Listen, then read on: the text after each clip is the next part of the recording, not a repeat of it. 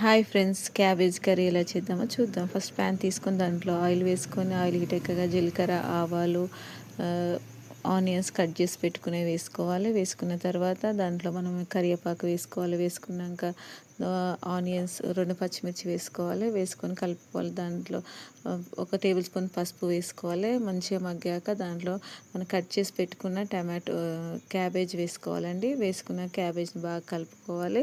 కలుపుకొని ఒక 5-10 minutes cap పెట్టి ఉడికించుకోవాలి. ఉడికించుకున్న తర్వాత దాంట్లో మనం ఏం చేసి, నేనైతే 1 గంట సేపు నానబెట్టిన శనగపప్పు అయితే దాంట్లో వేసుకున్నాను. వేసుకొని తర్వాత ఒక టేబుల్ స్పూన్ సాల్ట్ వేసుకొని కలుపుకొని ఉడికించుకోవాలి. ఉడికించుకొని 2 టమాటాలు కట్ చేసి దాంట్లో వేసుకోవాలండి. వేసుకున్న తర్వాత దాన్ని క్యాప్ పెట్టి ఉడికించుకోవాలి.